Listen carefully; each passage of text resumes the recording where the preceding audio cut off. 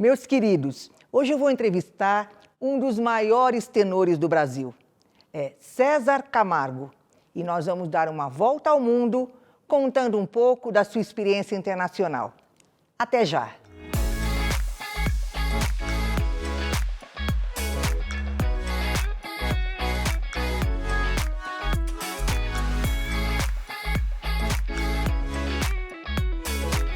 César, que alegria estar com você aqui nesse espaço tão lindo que é a Flagship Jader Almeida em Campinas. Sim, muito obrigado, Antônia Maria, pelo convite. Eu estou muito feliz em estar aqui nesse ambiente que eu já andei, já vi tudo, estou apaixonado e ainda mais em sentar ao seu lado para esse bate-papo incrível. Obrigado pelo convite. É uma honra para mim, viu? César, conta para quem está nos assistindo um pouco sobre a sua formação e sobre a sua trajetória profissional. Claro, eu sou tenor, como a Antônia Maria já disse. Sou de Americana, uma cidade aqui próxima a Campinas. Morei muito tempo no exterior, acabei de voltar ao Brasil, fiquei quase 10 anos na Rússia. Tenho formação como ator de teatro musical e mestrado em ópera. Então eu sou especialista em ópera.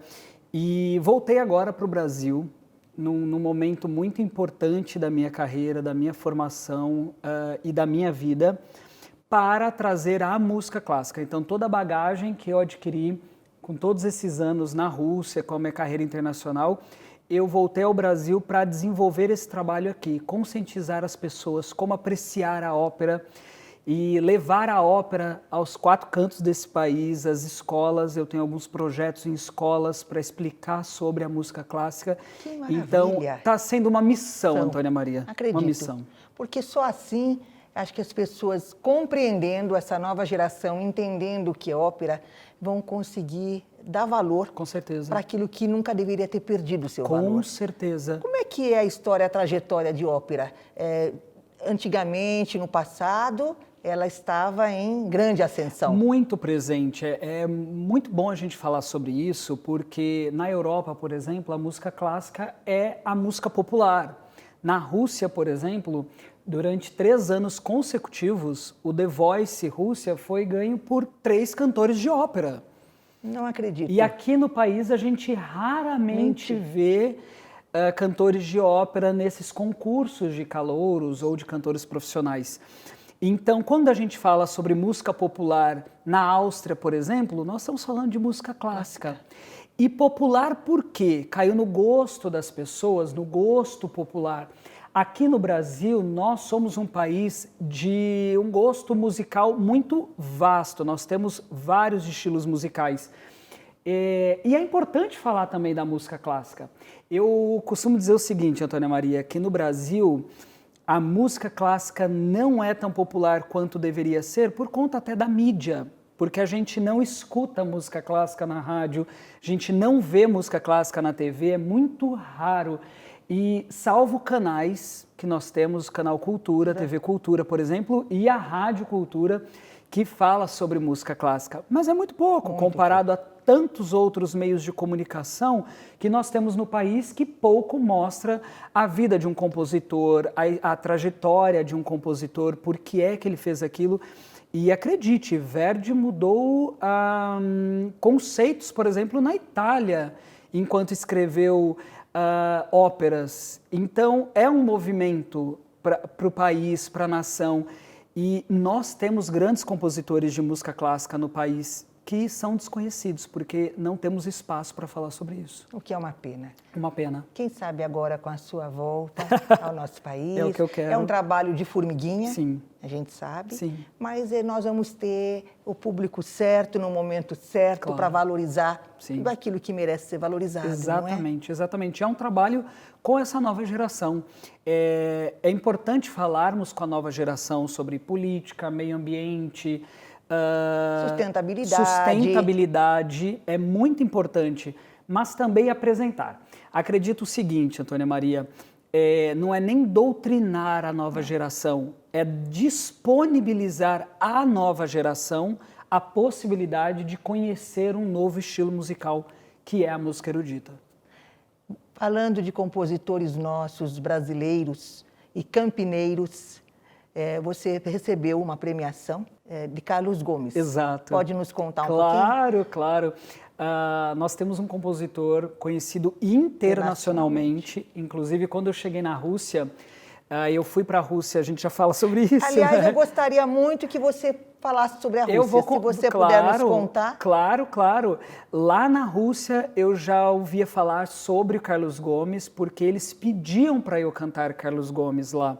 No Teatro Mariinsky, que foi onde eu estudei, eles queriam que eu tivesse no meu repertório peças de Carlos Gomes.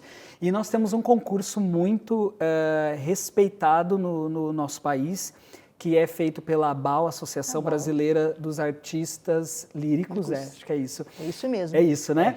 E todo ano eles promovem um concurso que é para eleger a melhor voz masculina, melhor voz feminina e melhor intérprete de canções e áreas de Carlos Gomes. E eu nunca conseguia participar porque acontece em setembro, mês de Carlos Gomes, e nesse período eu sempre estava com a agenda na Rússia.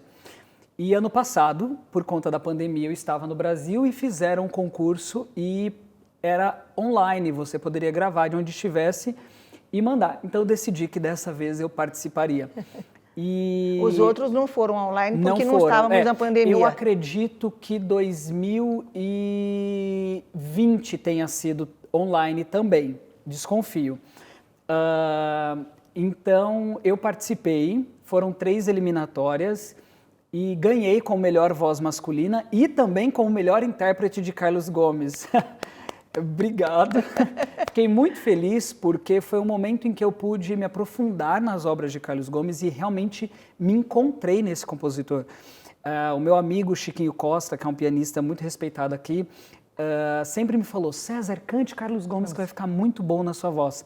E para mim foi uma grande experiência e me rendeu agora um convite da Orquestra Sinfônica de Campinas, que nós estamos com um novo maestro, o Maestro Prazeres. Então, em setembro, eu já tenho algumas datas para cantar no Teatro Municipal aqui de Campinas, com a Orquestra Sinfônica e também com a Orquestra de Cordas do Conservatório Carlos Gomes. Tudo isso graças ao concurso do Carlos Gomes. Estaremos lá.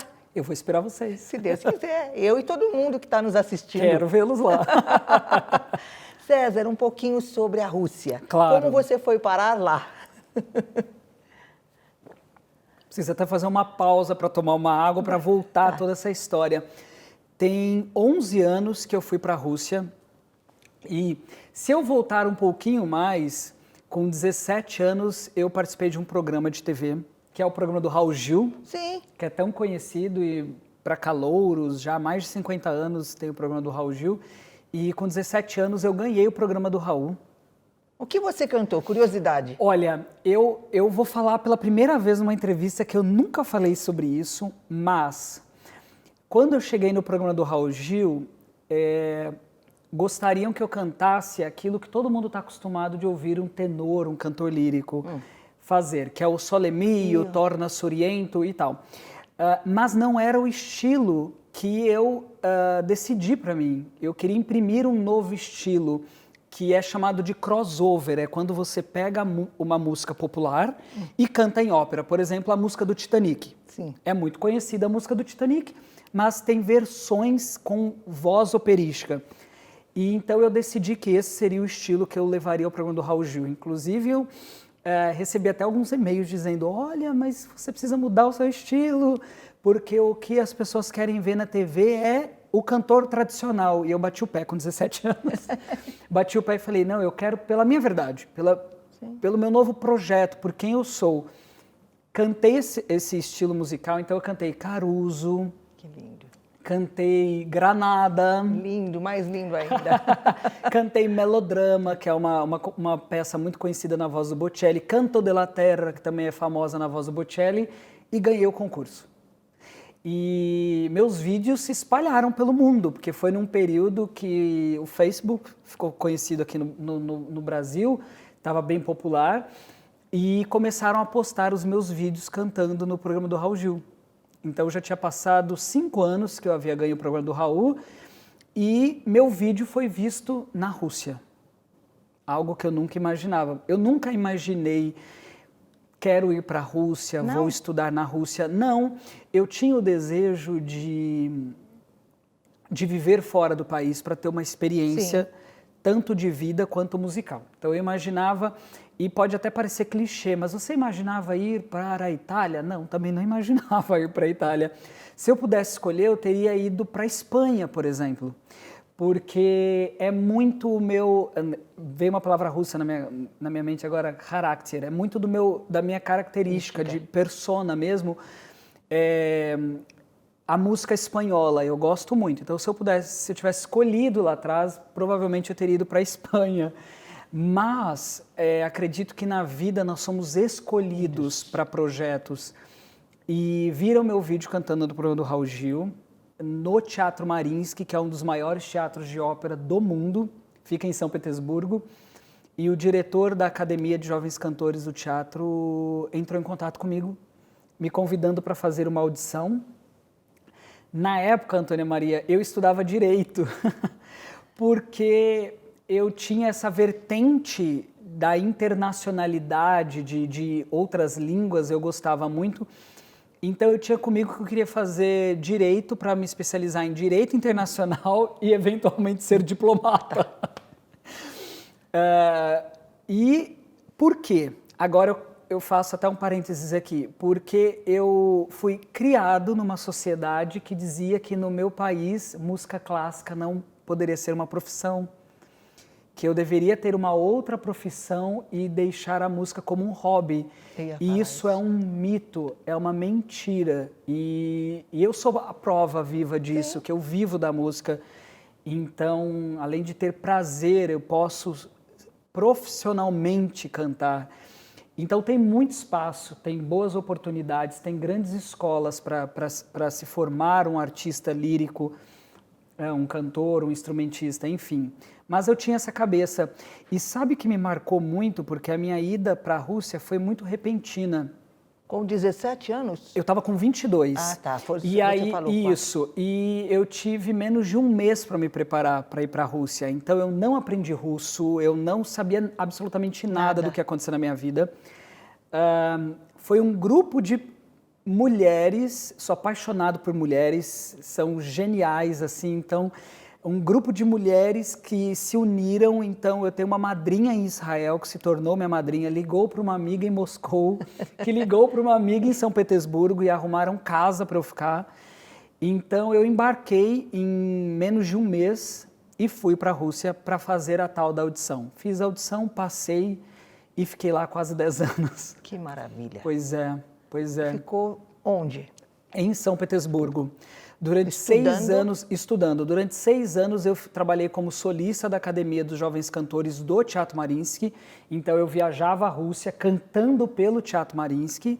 E depois, nesse período ainda, eu decidi que eu queria fazer uma faculdade. Então eu me preparei muito para prestar vestibular na Rússia e passei na Universidade Estadual de São Petersburgo para fazer canto.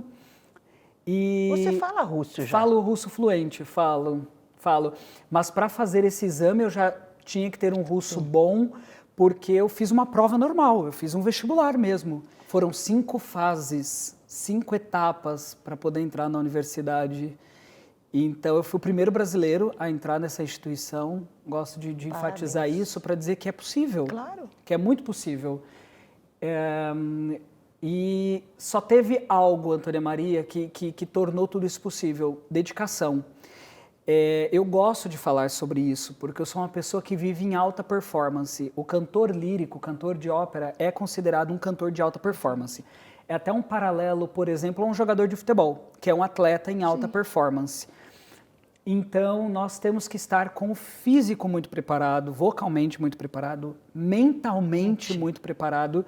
E isso requer uma disciplina, então tem que ter um plano. Eu tive um plano, desde o momento que eu saí do Brasil até o momento que eu voltei. E para ingressar à universidade, eu tinha um plano para poder prestar o vestibular e eu fui seguindo tudo isso. Até que no último ano de curso da faculdade, eu percebi que eu queria mais.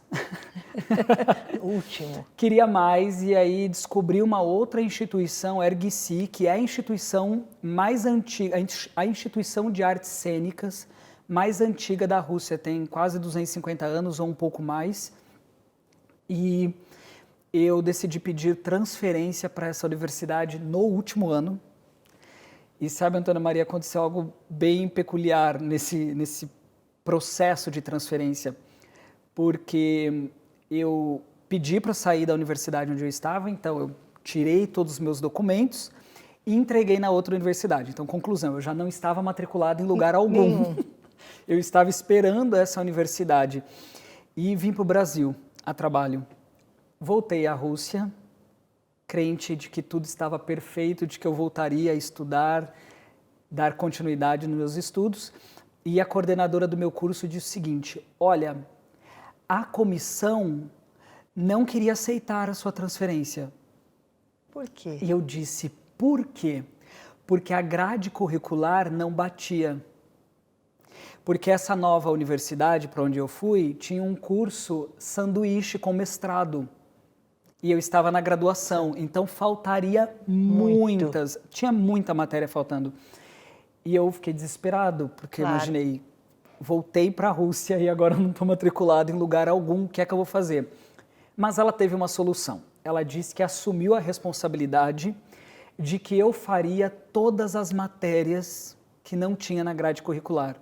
Então, além de eu estar no último ano, cursando as matérias do último ano, fazendo o que a gente chama aqui no Brasil de TCC, eu tive que fazer 36 provas para poder fechar a grade. Então, foi um ano de total dedicação àquilo, mas a consciência de que valeria muito a pena. Então, foram noites lendo muito, porque as provas eram história da arte contemporânea, história da arte russa, história da literatura, e tudo isso eu fui fazendo.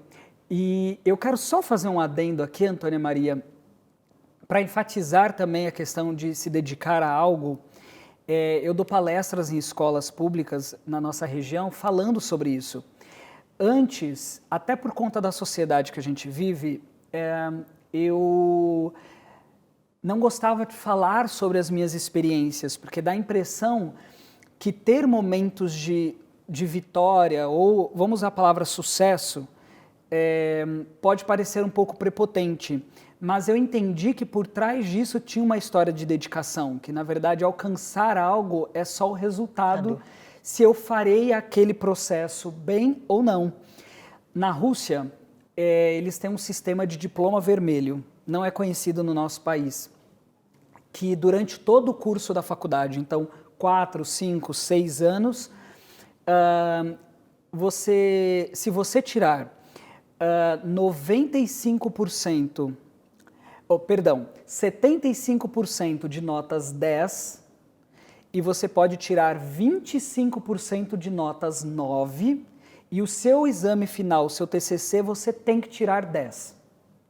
Então, se você tem toda essa somatória, você pode tirar 10 durante os 5 anos de faculdade e no seu exame final você tirar o 9,5, já não se enquadra nesse perfil. Quando você tem isso, a Rússia te presenteia com um diploma vermelho, que quer dizer que você terminou sua graduação, seu mestrado com excelência, e isso te dá credibilidade na hora de ser contratado em algum emprego. Isso para todos os setores, engenharia, medicina, o que for. E aí eu fechei com 96% de notas 10 e 4% de notas 9. E um detalhe, eu não sabia que existia, eu não sabia. Quando eu recebi o meu diploma, entregaram um diploma diferente dos meus colegas de turma e eu não sabia o que era. E aí me explicaram. Então, mesmo inconscientemente, eu não estava à busca de receber um diploma vermelho, eu estava buscando beber da fonte, da música clássica, da cultura, da literatura russa, tudo que eles poderiam me dar. Eu queria adquirir tudo aquilo para voltar ao Brasil e falar sobre isso. Eu nem pisco. Estou encantada. E eu vou falando aqui, Antônio. Estou adorando. Eu imagino o orgulho da sua família, dos seus pais, da sua mãe, com tudo isso. Eu preciso dizer que eu tenho muito orgulho deles. Que lindo. Porque é uma via de mão dupla. Eu ficar sozinho num país, mas a minha família aqui também trabalhando a parte emocional de não desistir. E é bacana falarmos isso porque, Claro que eu quis desistir. Sim. É muito mais fácil eu decidir estar em casa, no conforto da minha casa, com a minha família, e decidir fazer uma outra faculdade e levar uma vida tranquila e sem os desafios que a música clássica nos coloca, inclusive no nosso país. Então, a minha família sempre me apoiou. A minha mãe não me deixou desistir e, na verdade, era muito assim. Quando estava próximo de eu voltar para a Rússia, 2, 3 dias do meu retorno à Rússia, a minha mãe não deixava nem eu extrapolar demais. Eu digo, por exemplo, sair com amigos. Ela segurava Ela você. segurava porque ela tinha receio Que acontecesse alguma coisa. Que acontecesse algo e eu perdesse a minha volta para a Rússia. Então, muito querida, várias vezes eu liguei, olha, eu acho que eu vou voltar embora. E a minha mãe sempre falava assim, fica mais um pouco, fica mais um pouco, fica mais um pouco. E deu muito certo. E a música clássica entrou na minha vida através do meu pai, que me presenteou quando eu tinha 8 anos, um CD de música clássica. E eu fiquei apaixonado. Era um CD, Antônia Maria, você vai se lembrar, uma coletânea da Caras, que vinham vários CDs. Sim, eu me lembro. E nesse CD, num desses CDs, essa coletânea tinha Bach, Beethoven, eu recebi também. Mozart e Tchaikovsky. E ouvi pela primeira vez Tchaikovsky tocando a Valsa das Flores, do balé O Quebra-Nozes, e me apaixonei de primeira. Com 8 anos, eu ouvia aquilo e visualizava as possibilidades da música clássica. Então, ouvindo música clássica, eu criava histórias na minha mente.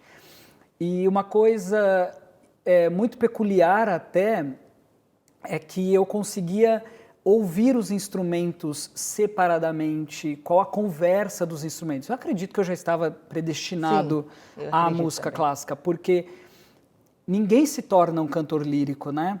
Você nasce com a voz lírica, então acredito muito, agradeço muito ao meu pai que me presenteou com um CD de música clássica, porque eu pude entender o que era aquilo, que quando a minha voz se manifestasse eu saberia, eu sei o que é isso, não é...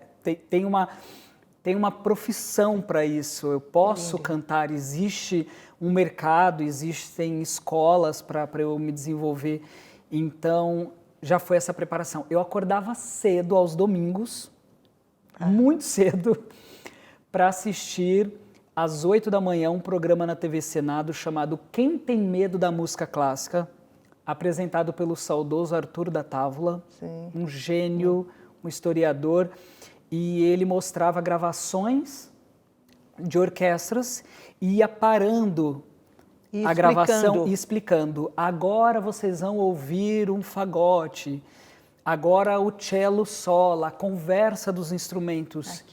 E aquilo era genial. Que delícia e que bom que eu tive o privilégio de poder assistir a esses encontros. O Arthur da Távola não está mais vivo.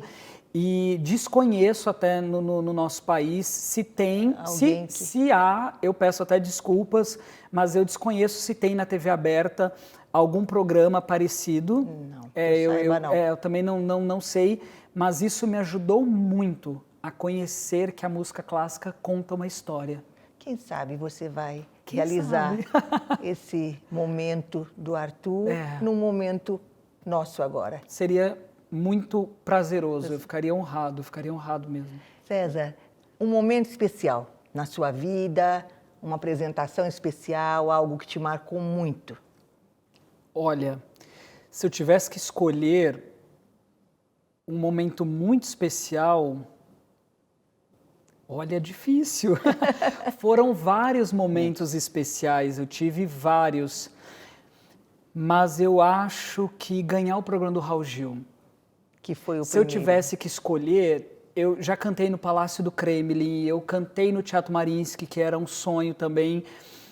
Ganhei concursos, todo concurso internacional, todo concurso que eu participei, eu acabei ganhando esses concursos. Então, o programa do Raul Gil, para mim, foi muito especial, porque foi o primeiro momento que eu deixei de ser um menino de Americana, que nem era tão conhecido na minha cidade, já tinha cantado com orquestras lá, mas para ter a visibilidade nacional, ou melhor, internacional, que acabaram vendo na Rússia, Então, eu comecei a entender, o programa do Raul Gil foi uma escola. Eu peguei o último dia de teste, um mês depois, eu faria 18 anos, eu já não poderia mais participar do programa. Nossa. E em 4 semanas eu já estava na final, então foi tudo muito rápido, muito rápido. Ali eu aprendi a conversar com câmera na hora de cantar, ali eu aprendi a receber críticas e ali eu aprendi como o show do entretenimento funciona, que o show vale mais do que qualquer coisa. E isso para mim foi uma experiência muito positiva, muito positiva. Trabalhou muito com o ego. Trabalhou muito com o meu ego e me preparou para a vida, além de abrir portas para eu ir para a Rússia. Então o programa do Raul Gil foi um marco muito especial para mim. César, o que é ser um tenor? Olha, eu poderia dizer que ser tenor é a música, é a voz da ópera mais conhecida no país, por exemplo. Todo mundo conhece, esse aqui canta tenor, esse aqui tem voz de tenor. Mas eu gostaria até de me aprofundar um pouco mais. Ser tenor é a voz masculina mais aguda das regiões que um homem pode cantar. Explico. Dentro da voz masculina, nós temos uma voz bem mais grave, que é o baixo, uma voz intermediária, que é o barítono, e uma voz mais aguda, que é o tenor. Baixo, barítono e tenor, mais agudo. Só que isso não se aplica só para a ópera, não é só para a ópera. Então, todos os cantores que vocês que estão nos assistindo, você, Antônia Maria, que você conhece, todos os cantores de voz masculina, tem que se enquadrar como baixo, barítono ou tenor. Então, um exemplo, por exemplo, no nosso país, o Chororó. Eu ia falar dele Chororó agora. é um tenor, excelente tenor, que se fosse um cantor de ópera, teria carreira brilhante. Brilhante, brilhante, pela potência e qualidade vocal dele. Ele tem uma voz extremamente limpa, então é maravilhoso. Fred Mercury era um tenor. Maravilhoso. Então, corresponde às notas agudas que você alcança. No caso da ópera, nós usamos essa característica, essa denominação, para designar papéis de ópera. Quando o compositor, nós falamos sobre Carlos Gomes, por exemplo. Quando Carlos Gomes escreveu a ópera Il Guarani, ele escreveu uma tessitura vocal, a nota mais grave até a nota mais aguda. Então ele disse, isso aqui é para um tenor. Entendi.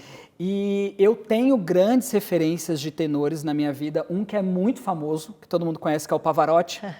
Pavarotti ficou famoso, salvo engano, famoso mundialmente pelas massas na década de 90, se eu tivesse que arriscar alguma coisa, por conta de trazer concertos com músicas populares. Então ele foi o primeiro a fazer o que eu chamei de crossover, que é cantar música popular com voz de ópera. A minha referência no meio operístico foi Plácido Domingo. Maravilhoso. Porque eu encontrava uma característica vocal. Por isso que eu disse que se eu pudesse escolher, eu teria estudado na escola espanhola de canto, por conta dessa característica vocal do Plácido. E no meio do crossover, Andrea Bocelli, não tem como. O Bocelli foi meu primeiro professor. Olha, muito audacioso dizer isso. Bocelli foi meu primeiro professor, por quê? Com 10 anos, eu tinha o CD do Bocelli, eu ouvia o Bocelli cantando e ia lendo no encarte do programa, do CD, a música que ele cantava. Então eu aprendi a pronúncia do italiano ouvindo o Bocelli e como é que Bocelli cantava, ou como que ele colocava a voz. Então eu tive muitas referências desses dois cantores. É a sua facilidade. Aí já despertou. Que lindo. É. Meu querido, nós sabemos que dentro desse universo de ópera existem momentos positivos e alguns negativos também. Quais as sugestões que você daria para quem deseja seguir sua carreira? Excelente pergunta, Antônia Maria. Como qualquer profissão, precisa haver dedicação. Qualquer profissão. Então, quem tem uma voz lírica, uma voz de ópera, acredita que pode ser um cantor de ópera ou já está estudando, o que eu posso dizer aos jovens cantores, que se dediquem principalmente a estudar outros idiomas, a estudar a vida do compositor, a história da ópera. Isso é muito importante para que você depois dê características aos personagens. Entender exatamente por que é que o compositor escreveu aquilo, o que ele queria dizer, como é que a gente consegue imprimir isso na voz. E, claro, ter uma disciplina em estudos vocais, respiratórios, a preparação do corpo todo. Ter um bom médico, ter uma boa... eu ia dizer uma boa porque, no meu caso, eu tenho uma fonoaudióloga, mas pode ser um fonoaudiólogo que possa te acompanhar, dar o caminho que você deve seguir. Porque, como eu falei, cantor lírico é cantor de alta performance. Então, você tem que encarar como um atleta, a alimentação de atleta, o sono de um atleta, a disciplina de um atleta e o mental de um atleta. Então, na minha cartilha eu tenho um excelente médico, uma excelente fonoaudióloga e excelentes terapeutas. Isso é algo que precisa ser dito para que o meu emocional esteja equilibrado também, porque isso tudo imprime na voz. Quando estamos chateados, é verdade, a voz embarga. Quando estamos nervosos, a voz falha. Então, como eu dependo da minha voz para cantar, eu preciso estar bem no dia de cantar. Então, tudo isso faz parte. Colabora, faz parte com certeza. Você se importaria de dar uma palhinha para a gente? De jeito algum, com imenso prazer, com imenso prazer. E aí, com tristeza, nós vamos ter que encerrar. Eu adorei. Gratidão, Antônia Maria, pelo convite. Querido. E pode convidar mais vezes, porque a gente pode dar continuidade nessas conversas. Que delícia! De rosas de suave fragancia que le diera Marco a la Virgen morena. Granada, tu tierra está llena de lindas mujeres, de sangre de